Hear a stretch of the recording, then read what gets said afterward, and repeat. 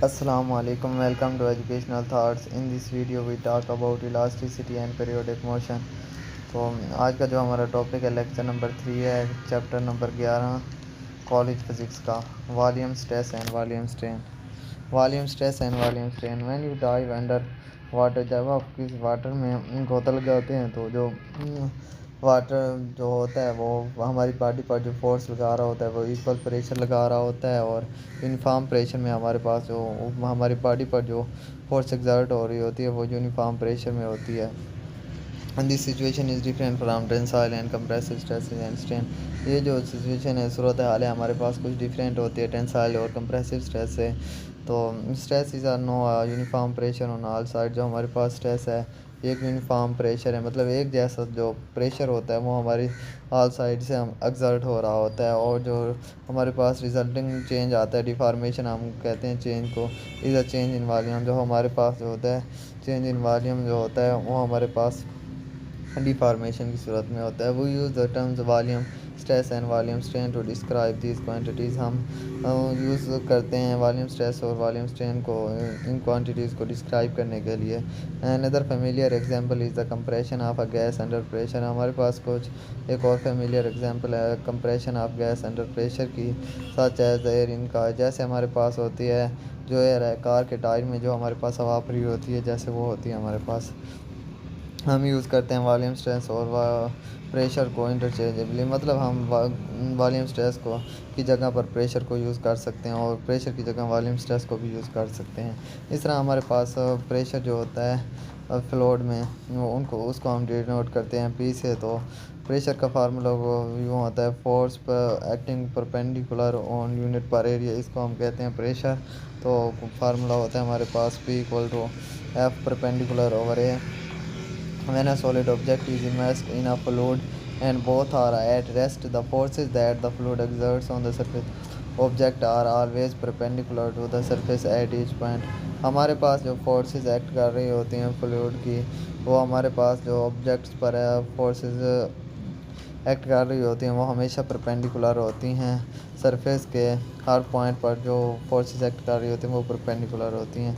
अगर वो परपेंडिकुलर नहीं है तो फ्लूइड जो है वो ऑब्जेक्ट की तरफ मूव करने लग जाता है। जब हम किसी भी सरफेस पर फ्लूइड के सरफेस पर प्रेशर अप्लाई करते हैं किसी भी कंटेनर में, तो सिलेंडर और पिस्टन जो हमारे पास दिखाए गए हैं इस तरह से 11.7 हमारे पास फिगर है। ये the force apply to the piston is distributed over the surface of the object.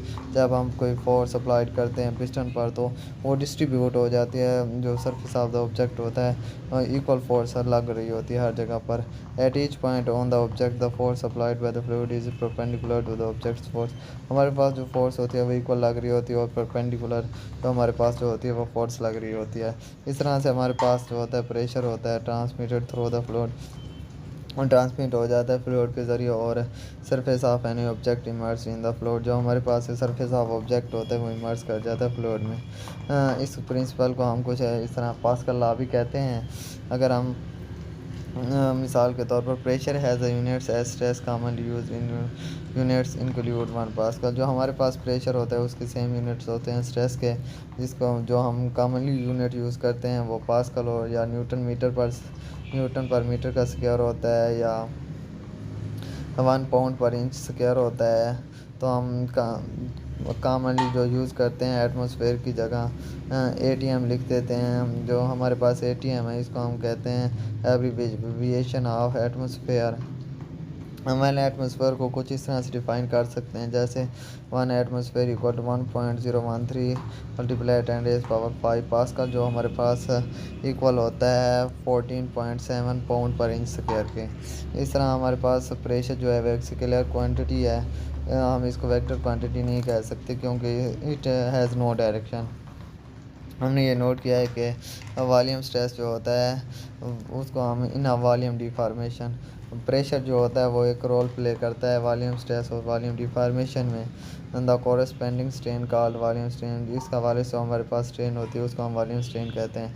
Volume strain क्या होता है? Volume strain is defined as the fractional change in volume that is the ratio of the change in volume del V to the original volume P naught. जो हम volume strain होती है हमारे पास वो चेंज इन वॉल्यूम और original volume को हम कहते हैं वॉल्यूम स्ट्रेन। इस तरह से हमारे पास ये 11.7 फिगर, इसको हम पहले डिस्कस कर चुके हैं। तो नेक्स्ट हमारे पास है ये एक वॉल्यूम स्ट्रेन है हमारे पास है, जो हमारे पास इनिशियल वॉल्यूम इसमें वी नाट है और इनिशियल प्रेशर जो है पी नाट है। फाइनल वॉल्यूम हमारे पास वी नाट है और जो प्रेशर है पी है फाइनल प्रेशर। वॉल्यूम स्ट्रेस हमारे पास क्या होगा, वॉल्यूम स्ट्रेस होगा हमारे पास चेंज इन प्रेशर के इक्वल होगा, और वॉल्यूम स्ट्रेन क्या होगा, change in volume over original volume जो होगा ये हमारे पास वॉल्यूम स्ट्रेन के इक्वल होगा। इस तरह से हमारे पास जो होती है volume strain is a change in volume per unit volume, like tensile और compressive strain it is a pure number without units.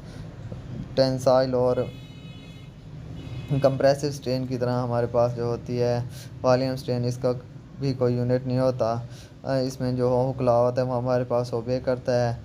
The volume strain is proportional to the volume stress, the corresponding constant ratio of stress to strain is called the bulk modulus. हमारे पास जो इसका constant होता है volume stress over volume strain का, इसको हम कहते हैं बल्क मॉडुलस, इसको हम डिनोट करते हैं बी से। जब हमारे पास जो प्रेशर होता है एक ऑब्जेक्ट का जब चेंज हो रहा होता है डेल पी पर, तो हमारे पास कुछ इस तरह से बल्क मॉडुलस आता है v equal to minus del P over del V over V naught. इसमें हम नेगेटिव साइन क्यों यूज़ करते हैं, we include minus sign in this equation because an increase in pressure always causes a decrease in volume. मिसाल के तौर पर जब हम प्रेशर इंक्रीज़ करते हैं तो हमारे पास जो होता है डिक्रीज़ इन वॉल्यूम होता है, डिक्रीज़ इन वॉल्यूम होता है। इस तरह हमारे पास जो चेंज इन प्रेशर होता है अगर वो पॉजिटिव है तो चेंज इन वॉल्यूम जो होगा हमारे पास नेगेटिव होगा। इस तरह से हमारे पास कुछ ये बल्क मॉडुलस है और उनकी वैल्यूज़ दी गई हैं, कुछ मटेरियल्स हैं और उनकी बल्क मॉडुलस दिया गया है। सबसे ज़्यादा जो बल्क मॉडुलस होता है वो टंगस्टन का होता है 2.0 मल्टीप्लाई 10⁻11 है, और हमारे पास जो एलुमिनियम है उसका सबसे कम होता है 0.70 10⁻11। तो ये था आज का हमारा लेक्चर। अगर आपको वीडियो अच्छी लगे तो चैनल को सब्सक्राइब करें, लाइक करें, शेयर करें। अल्लाह हाफिज़।